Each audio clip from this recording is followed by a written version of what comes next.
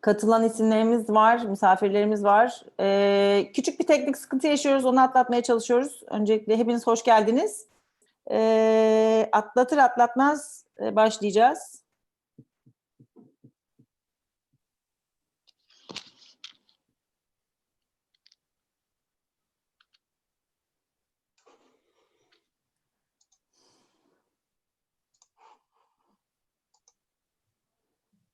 Başlayalım biz. YouTube şu anda live'ız. Okay, let's move on then. Directly you go on, please, Bülent. Okay, perhaps you want to do an introduction in Turkish. No. before we start. You can start. Başlayalım biz. YouTube şu anda live'ız. Okay, let's move on then. All right, welcome to the session. Direct. Excuse me. Sorry, that's me. Okay, ben evet Türkçe bir introduction yapayım öncelikle. Öncelikle FinTR İstanbul Fintech Week işbirliğiyle yapılan bu webinara hoş geldiniz. Biraz gecikmeli başlıyoruz, özür diliyoruz. Sağ olsun Zoom'la YouTube arasındaki bu API anlaşmazlığını bazen çözemiyoruz. Sıkıntı yaşıyoruz arka planda ama şimdi webinara daha da geç kalmadan başlayalım. Ben Bülent Bey'e sözü vereceğim. FinTR'yi temsilen bu webinara yönlendirecek. Charles Lucy Consensys Hong Kong'tan ve DeFi ile ilgili bu yeni akımla ilgili bilgileri aktarıyor olacak. Ben şimdi çekiliyorum huzurlardan. Bülent, top sende. Thanks, Donat. Hi, Charles. Welcome to the session. It's nice to meet you. It's been a pleasure to have you on board, and it's a great honor to host you in this session. Perhaps we start with, would you like to introduce yourself to the crowd, what you do and where you are and so on? Please. Absolutely. Thank you so much for your invitation. My name is Charles Diosi. I'm the director of Consensys in Hong Kong. I've been living in the region for more than 15 years. Before joining Consensys, I was with the Hong Kong government as head of fintech. So I've been deeply involved with the ecosystem, the regulators, the world of startups.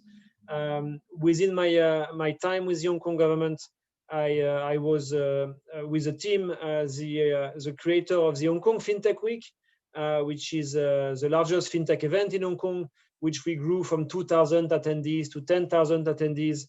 And we made it the first cross-border fintech event in the world, having an event starting out of Hong Kong and finishing in Shenzhen, China. So very exciting times. And during that time with the government, I worked on many different subcategories of fintech, such as insurtech, capital market technologies, AI, and many others, and blockchain was one of the topics. And later, I joined Consensys to start the Hong Kong operations. So today, I overview all the sales development and partnerships for Consensys in Asia, and I work very closely with the Hong Kong office, obviously, where I'm based, as well as the Singapore office, Australia team, and Japan team. Maybe I can share with you a few words about Consensys. For those of you which are not familiar, so Consensys is the world's largest blockchain engineering company on Ethereum. We were created by Joseph Lubin, which is also the co-founder of Ethereum, and we are focusing on building infrastructure and protocol and tools, developer tools as well, for the Ethereum community overall. So at any point in time, every day, there is about 80,000 developers building with Consensys product.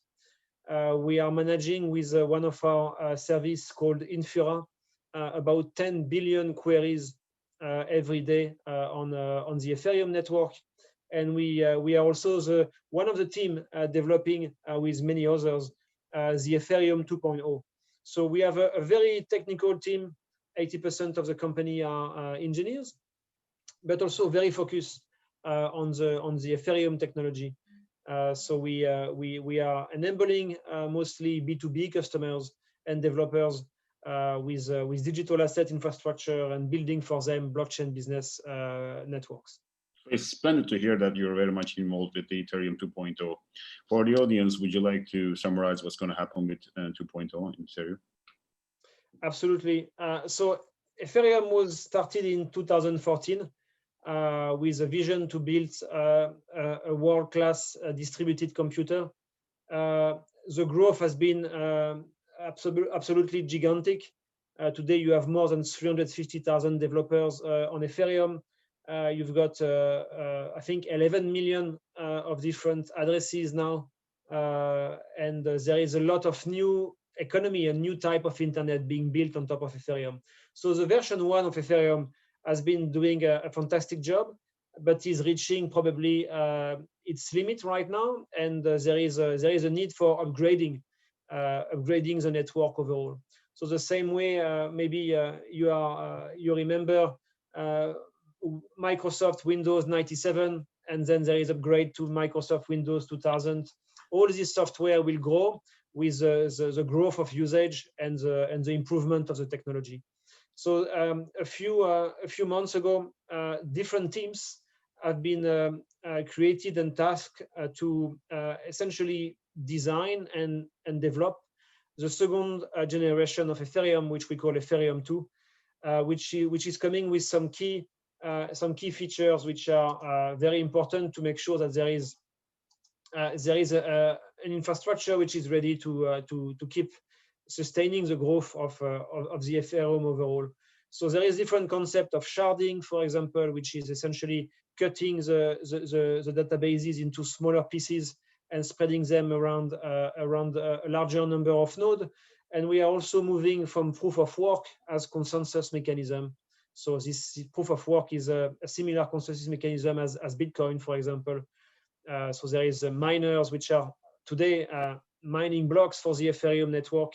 And we will be moving with this Ethereum 2.0 to a proof of stake consensus mechanism, where essentially each node will put at stake a certain number of ETH, 32 ETH, to kind of bond against a bad behavior. So there is a very ambitious program which is starting very soon. Ethereum 2.0 will be released in different phases. The first one will be the beacon chain, which will essentially be a parallel network to the Ethereum 1 and the Ethereum 2 to enable the platform to keep being built, but also to test all the different mechanisms of consensus and security, and giving time everyone to move towards the second and new generation chain with some time. So there will be different steps. The first one is probably to the best estimation starting by the end of the year. And then there will be different iterations and different upgrades to make this Ethereum 2.0 ready to welcome the demand. And something... I see that the DeFi recent DeFi movement has a huge impact on the Ethereum mainnet, right? The increasing gas prices, it takes ages today. Uniswap had dropped and airdropped, and it takes right now quite a long time to send Ethereum messages throughout the network. So I think the Ethereum 2.0 will prevent all of these things happening, right? Absolutely. So I think the community is definitely aware of this very high usage of Ethereum 1.0. And if you look at the history of technologies, it's a very normal step. The internet started, and I'm old enough to remember the internet when we were using modems, 33K modems, and then we upgraded to 56K modems, and then we got ADSL, and then people are now using satellites or fiber. And the reality is that every time you give more bandwidth or more power to these information networks, it's almost consumed immediately by the users. So Ethereum has been doing a fantastic job. Ethereum 1 is showing a massive amount of success, which is pushing the boundaries and pushing the limit of the system. But I'm fairly sure that the second part of the Ethereum will bring also so much new adoption and new use case that we're going to have to keep upgrading this infrastructure very soon. So it's important to put this into perspective. The reason Ethereum is under high usage right now is because it's really fitting the market perfectly, and people are finding what they need. And despite the cost of transactions increasing massively, they stay on Ethereum. As the developers keep developing on Ethereum. So there is different solutions which will compensate these frictions we have on the Ethereum one for now. So Consensys and many other developers groups have been working on different options. So for example, on Ethereum 1, today you can consider what we call Plasma, which is a second layer solution. At Consensys, we are very active with what we call the rollups. Ethereum Consensys has a white paper on Ethereum rollups, which are a second layer solution, which can bring up to 10,000 transactions per second. So just imagine the improvement of what you get from today's performance with a second layer. We are not even talking about ETH.2. We are talking about second layer on ETH.1. And you go up to 10,000 transactions per second. And this kind of solution, we are bringing them into project at Consensys. We are deploying, for example, for central banks with CBDCs and some other use cases. So there is solutions which will be available and are available today for us to keep building. Everyone needs to adjust. You cannot, if you have a smart contract or an application which is based on layer 1 only, you need to give time to the developer to test these new solutions to make them available as well on layer 2. But the demand is there. I think we have to be very grateful for all the community and all the developers and the customers and the users of the network. We are living incredible times when it comes to technology. And seeing so much success is and participating, all of us, in so much success is a very precious moment. So in terms of Consensys, does Consensys have an overall strategy to address the DeFi space beyond the developments in Ethereum 2.0, like creating new programs or open up to new partnerships, etc. on this one? Because at the moment, the DeFi space is quite hot. And we have a major transformation in the landscape from central exchanges to centralized exchanges. And the attention is over there because of the crisis and COVID and so on. So I presume you might be also thinking now new strategic paradigms around it. Absolutely. So there is really two aspects at Consensys where we get involved with the DeFi space. Number one is with the tools we built and we make available to the developer community. If you look at MetaMask, for example, MetaMask has been upgrading and adding features for the months, and there is some very exciting new features coming very soon. So stay tuned on that front. And MetaMask is now available on mobile phones, so you can download MetaMask for your iPhone or your Android phones. So that's already some kind of gateway to this DeFi space, where you can manage your DeFi experience from your desktop, from your laptop, from your mobile phone. So that's on the tool side. The group of security auditing and security services at Consensys, called Diligence, has been extremely active, and I would say overactive. The demand is extremely high. There is long waiting time now. So much there is demand for security audits of many DeFi projects. If you go to consensys.net and you look at some of the audits we are producing for our customers are public. So you will see some very hot platforms which have chosen Consensys for their DeFi project security audits. So that's really on the tools. At Consensys, we are building also ETH 2.0, and we want ETH 2.0 to be also some kind of pillar for the DeFi movement. So we have this Ethereum 2 client called Teku, which you can experiment today in the testnet, which is doing very well. And we have also within Codify, which is an application layer at Consensys. We have different offers such as Codify Asset to help with tokenization of assets. They could be funds, they could be gold, they could be money, tokenizing currencies, for example. We have Codify as well data, which helps you to analyze all the data around your dApps, as well as Codify compliance to make sure that the transactions around your ecosystem or around your platform are safe and free of any compliance troubles. So we are pulled by the market, and many initiatives at Consensys are fitting with that, and we are constantly looking at where the market is going, supporting the demand, and also building for the future of a decentralized web which is including DeFi. And in a way, all the work we are doing with CBDCs, central bank digital currencies, is supporting probably the next generations of DeFi, where the DeFi will come into the traditional finance world, enabled by national currencies living on blockchain. And Ethereum is a very strong candidate to host many CBDC projects.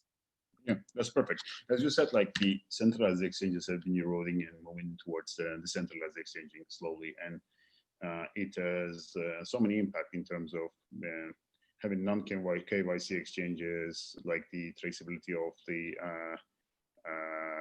trials throughout the chain and so on. I reckon Consensys is working on similar projects, as you did in the past for Brooklyn project for ICOs, to be able to create like a guardrail for any kind of a project that will be hosted over the Ethereum and will be open through the access to amongst people. We have seen in the recent weeks incidents in sushi, for instance, and similar food tokens. So is there any kind of like a plan in Consensys to be able to regulate? No, I don't want to say regulate, but at least harbor and nurse this kind of activity somehow?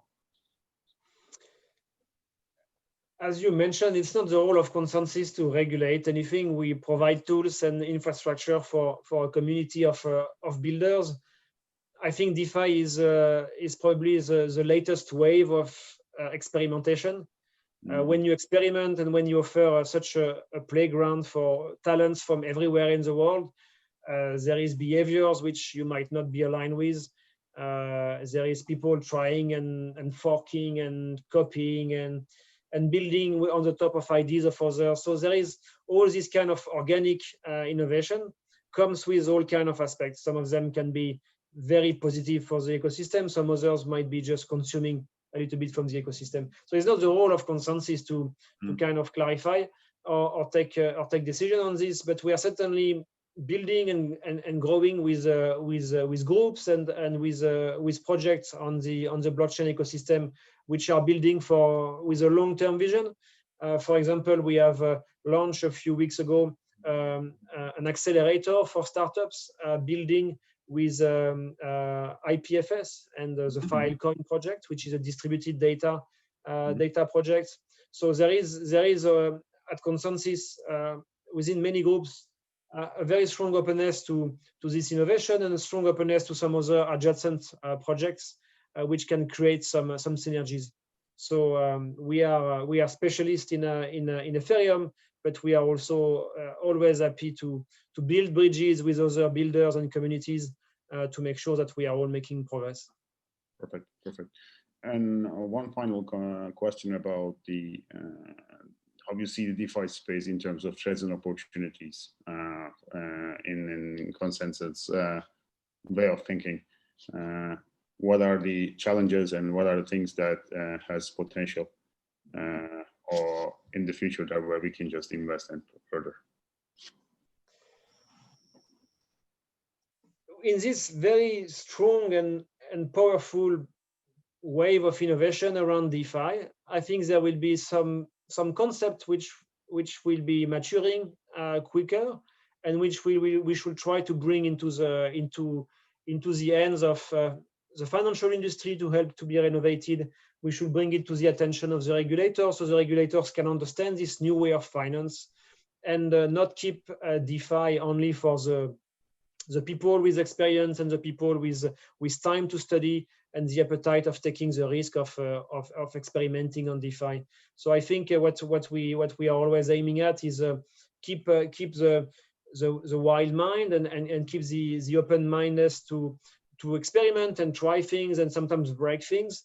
But ultimately, we want to bring all the positive results of this experimentation and new innovation into the hands of more people. So if we can help all these projects to be more mature, more solid, more resistant to hacks and more safe also to play with, I think they can be very beneficial pieces of technologies which can be brought to more people. I'm thinking of lending. Lending could be at some point, for example, decentralized and not lending only for speculative activities, but this could be enabling people to get a loan in a trustless manner and support their life. Even though you might have no bank account, you might find ways to get a loan. So I think this is where in this kind of use cases we are exploring with some of our customers, building with our technology, and we are always supportive of such building the new generation of money, which is programmable. DeFi brings some programmability to money, but we try to look beyond the early stage of DeFi and what can be DeFi bringing to our societies and to the life of people.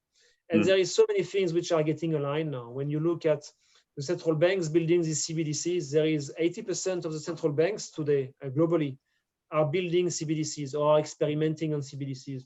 So that's a very, very big and very large pool of very powerful players in the financial global ecosystem building their digital currencies, which will be blockchain enabled.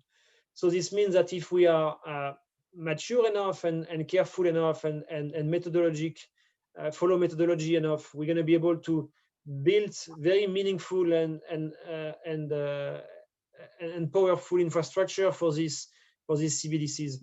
So a lot of things are aligning: the innovation on DeFi, the maturity of blockchain on Ethereum overall, but also some kind of endorsement from the traditional financial world on the technology itself, blockchain technology, bringing the new generation of money that are CBDCs in general. How about the threats? About the negative things, like you see it against the usage of blockchain, and also for the DeFi space? What are the threats for you that you see? I don't think there is too much threat to use blockchain. You can always do bad things with it if you want to, like any technology. But the technology itself is I think is healthy. You probably want to be careful of what kind of information you put on blockchain, because some information you might want to keep them private and not get them recorded for too long or recorded in a wrong way.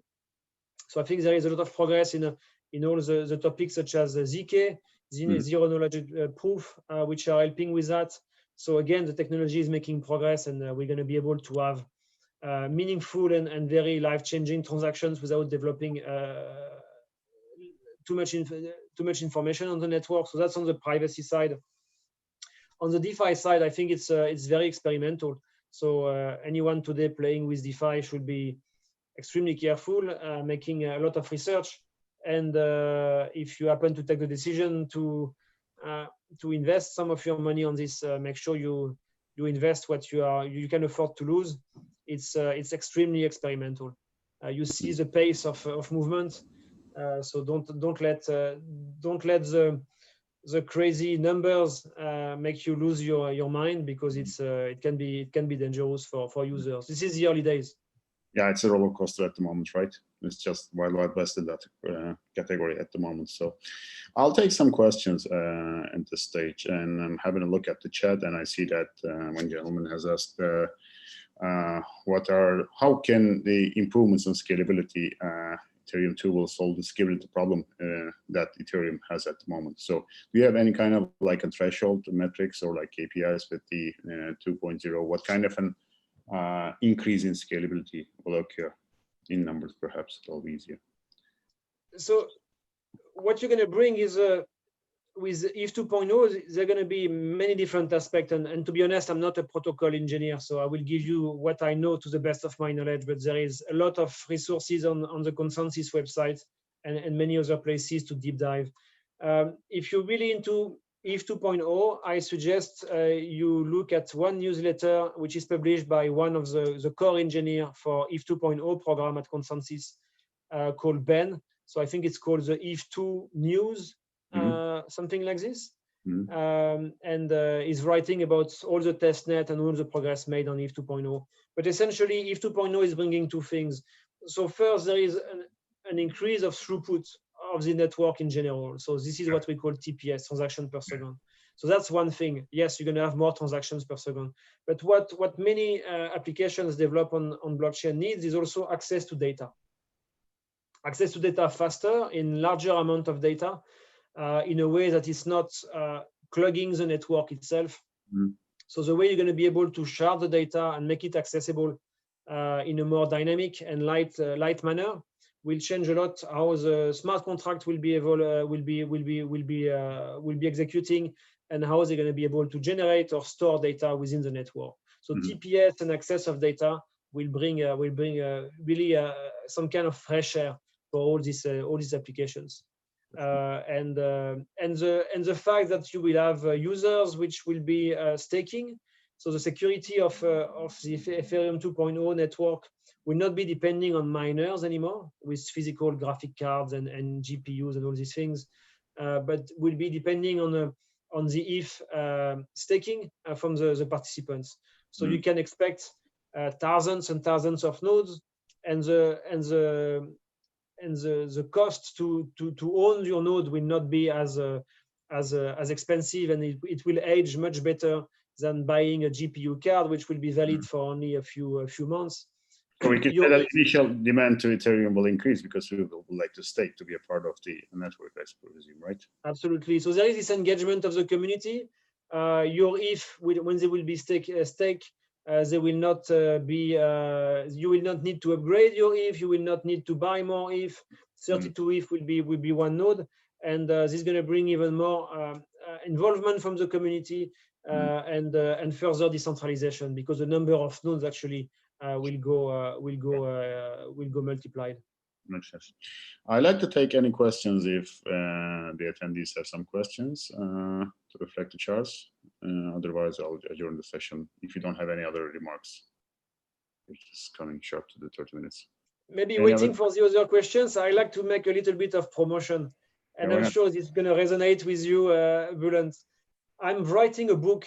So, you know, I live in Hong Kong for 15 years. I've been very involved with the blockchain and the fintech ecosystem here. And during my career at the Hong Kong government, and as well as with Consensys today, I had the chance to meet more or less everyone in blockchain in Hong Kong. Yeah. And many people do not realize how rich is the ecosystem, how many people are working in blockchain today, and what is their life journey.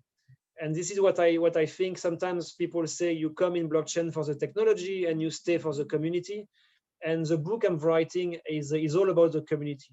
So the book is called Block Kong. So it's a mix of blockchain and Hong Kong, Block Kong. And it's essentially 21 interviews around a breakfast. So every interview, I invite my guests for breakfast in different places all over Hong Kong. So you visit Hong Kong at the same time.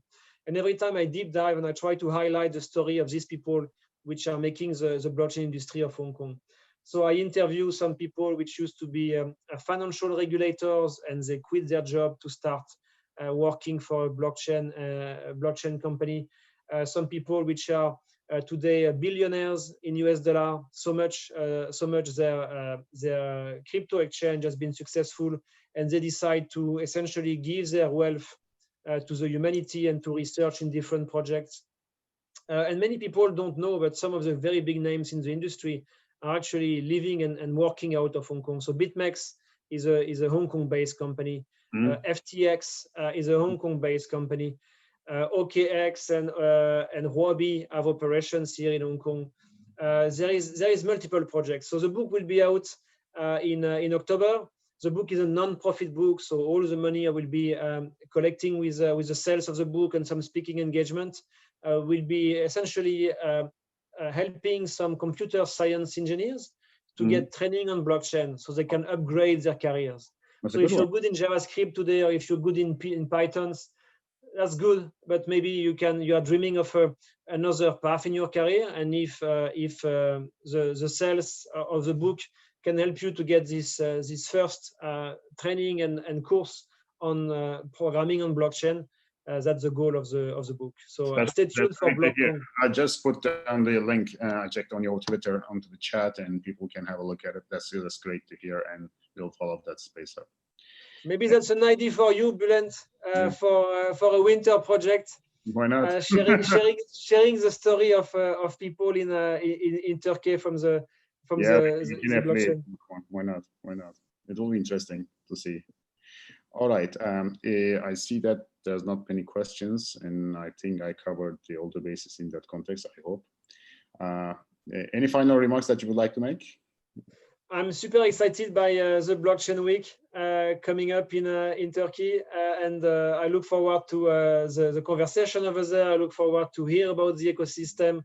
I visited Turkey many times. I love the country. I love the people, and I'm very, very curious to see what are you guys building and growing on this on blockchain technology. So looking forward to the event, and thanks again for your invitation tonight. Thank you very much. Thanks for your time, Charles, and thanks for all the attendees attending our session. And thank you so much. Great. Thank you very much. Thank you. Demet, Bye. I contact you. Still online, I suppose, Demet, right? No, I'm online. Thank you very much, Charles. Thanks, Bülent. Thanks for the participants. I'm now shutting down, right? All right. Thank you very much. Have a nice one, guys. See you in Istanbul FinTech Week, right? Thank you so much. Thanks, Charles. Bye.